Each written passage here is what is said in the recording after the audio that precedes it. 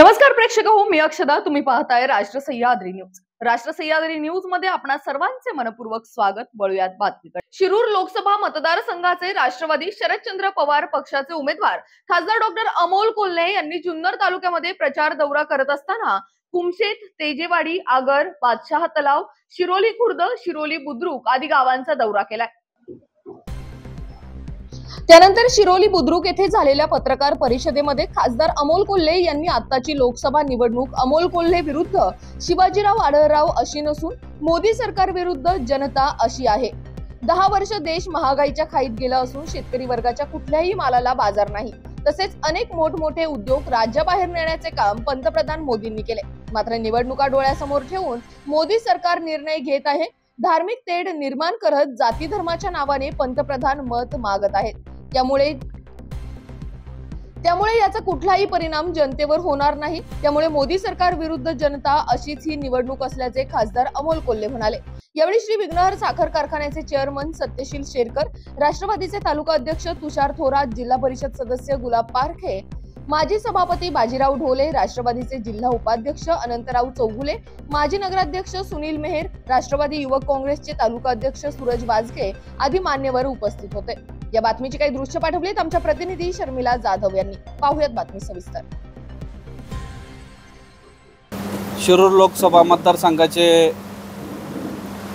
लोकप्रिय उमेदवार संसद रत्न डॉक्टर अमोलजी कोल्हे यांच्या प्रचाराच्या निमित्तानं ओतूर या ठिकाणी 30 तारखेला आपल्या देशाचे माजी कृषी मंत्री आणि पद्मविभूषण शरदचंद्रजी पवार साहेब यांची जाहीर सभा 30 तारखेला ओतूर या ठिकाणी होणार आहे. सकाळी 10 वाजता या सभेसाठी सर्व तालुक्यातील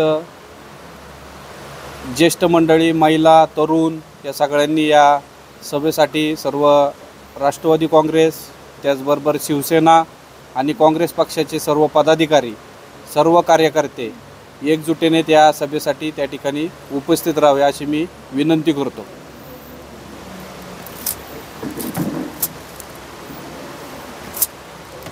जय शिवराय. 30 तारखेला आदरणीय पवार साहेबांची सभा आहे. जसं चेअरमन साहेबांनी सांगितलं त्या पद्धतीनं उपस्थित असणारे जिल्ह्याचे उपाध्यक्ष अनंतरावजी चौगुले, तालुक्याचे अध्यक्ष तुषार भाऊ थोरात, माजी जिल्हा परिषद सदस्य गुलाबशेठ पारखे, बाजीराव शेठ ढोले, सुनील शेठ मेहर, सत्यशील दादा शेरकर, सूरज भाऊ वाजगे असतील, आलिमभाई असतील, आपण सगळे मान्यवर.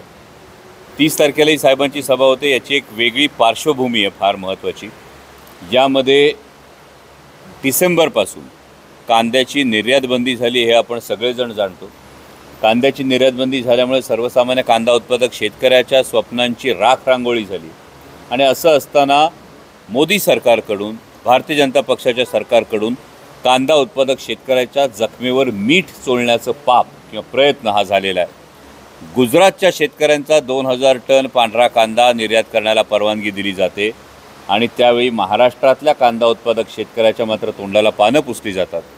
हे अत्यंत दुर्दैवी चित्र आहे. आणि त्यापेक्षा महत्त्व किंवा दुर्दैव या गोष्टीचं आहे की आज जे भारतीय जनता पक्षाच्या सरकारपुढं माना झुकवून ते जे म्हणतील ते मान्य करतात अशा महायुतीच्या एकाही मराठी नेत्याला, एकाही महाराष्ट्रातल्या नेत्याला अशा दुटप्पी निर्णयाचा केंद्र सरकारला जाब विचारावासा वाटू नये की महाराष्ट्रातल्या शेतकऱ्यांनी काय पाप केलं आहे की तुम्ही गुजरातल्या शेतकऱ्याचा कांद्याची निर्यात बंदी उठवता आणि महाराष्ट्रातल्या शेतकऱ्याची मात्र उठवत नाही. हे थेटपणे विचारण्याचं धाडससुद्धा महायुतीतल्या एकाही दिग्गज म्हणवणाऱ्या नेत्याकडे नसावं हे खरं तर दुर्दैव आहे. अतुल वेलके म्हणले की आम्हाला शरद पवारांचं नेतृत्व मान्य आहे, पण त्यांनी दिलं उमेदवार आम्हाला मान्य नाही. मान्य आमदार महोदयांकडे इतकी छान विनोद बुद्धी याची मला आधी कल्पना नव्हती. कारण कसं आहे की ज्या पद्धतीची भूमिका त्यांनी स्वतः स्पष्ट केली ही पब्लिक डोमेनमध्ये आहे. आणि त्यानंतर आता कुठल्या कारणांसाठी माझ्या मित्राला असं बोलावं लागत असेल याची मला कल्पना आहे. पण माझी त्यांची अजून वैयक्तिक काही चर्चा झालेली नाही आहे. तेव्हा काही कारणं आहेत, काही अडचणी असतात प्रत्येकाच्या. त्या अडचणीपोटी काही लोकांना मनाविरुद्ध गोष्टी कराव्या लागतात. अमोल कोल्हे दिसायला खूप चांगले आहेत, बोलतात खूप चांगले, परंतु त्यांचं काम चांगलं नाही असं त्यांचा आरोप आहे. कदाचित त्यांना अजून पार्लमेंटरी परफॉर्मन्सच्या विषयी कल्पना नसेल, त्यामुळे सोबत ते ज्यांचा प्रचार करतात त्यांच्या 2 टर्मचा पार्लमेंटरी परफॉर्मन्स एकत्रित जर केला तर त्यांच्या 2 टर्मच्या मिळून असलेल्या पार्लमेंटरी परफॉर्मन्सपेक्षा अमोल कोल्हेंचं संसदीय काम हे उजवं आहे. आत्ता मान्य आमदार महोदयांनी ज्या पक्षात राहणं पसंत केलं आहे त्या पक्षाचे प्रदेशाध्यक्षसुद्धा खासदार होते.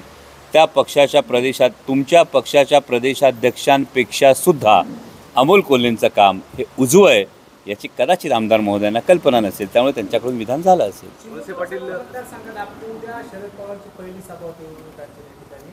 पवार साहेबांच्या मतदारसंघात किती सभा असणार आहे आणि कोणाची सभा आहे?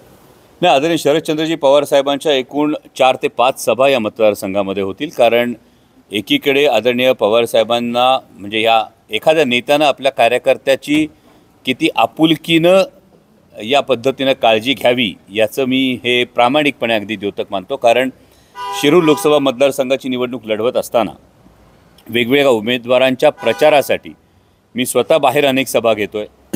माढा असेल, बीड असेल, अहिल्यानगर असेल, त्यानंतर कोल्हापूर असेल, बारामती असेल, रावेर असेल, अशा अनेक ठिकाणी मी स्वतः सभा घ्यायला जातो आहे.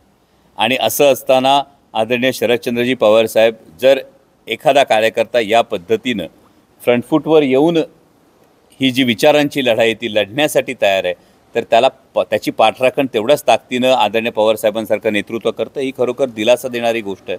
त्यामुळे पवारसाहेबांच्या या प्रामुख्यानं सभा असतील आणि त्याचबरोबरीनं प्रदेशाध्यक्ष जयंत पाटील साहेब यांची एक सभा ही जुन्नरमध्ये असणार आहे. तर निवडणूक प्रक्रियेत वळसे पाटील साहेब सक्रिय होताना दिसत आहेत, त्यामुळे त्यांचं पारड जड होते असं त्यांचं म्हणणं आहे. आपलं काय प्रतिक्रिया? मला वाटतं ग्राउंड रियालिटी कालची तुम्ही पाहिली असेल, राजगुरुनगरमधली पाहिली असेल, मनसर शहरातली पाहिली असेल, कालची तुम्ही रांजणगावची रॅली पाहिली असेल. ही जी चित्र आहेत, लोकांच्या चेहऱ्यावर जे बोलकं चित्र दिसतं आणि सर्वसामान्य जनतेने ही निवडणूक हाती घेतलेली हे ठामपणे दिसतं आहे. त्यामुळं कुठल्याही नेत्याच्या हातात ही निवडणूक राहिलेली नाही, सर्वसामान्य जनतेने ही निवडणूक हाती घेतलेली आहे. आणि कुणीही जरी सक्रिय झालं तरीसुद्धा नेमकं सरकार कशासाठी आणायचं याचं उत्तर प्रत्येकाला द्यावं लागेल. उलट नेता जेवढा मोठा तेवढं त्याने उत्तर देणं हे त्याला जास्त बांधील आहे. की ज्या सरकारनं 10 वर्ष देशाला महागाईच्या खाईत लोटलं त्या सरकारसाठी लोकांनी मत द्यायचं आहे का? ज्या सरकारनं सर्वसामान्य शेतकऱ्याच्या ताटात माती कालवली त्या सरकारसाठी मत द्यायचं आहे का? ज्या सरकारनं 2 कोटी वर्षाला रोजगार देतो असं म्हणून रोजगाराच्या नावानं तोंडाला पानं पुसली त्या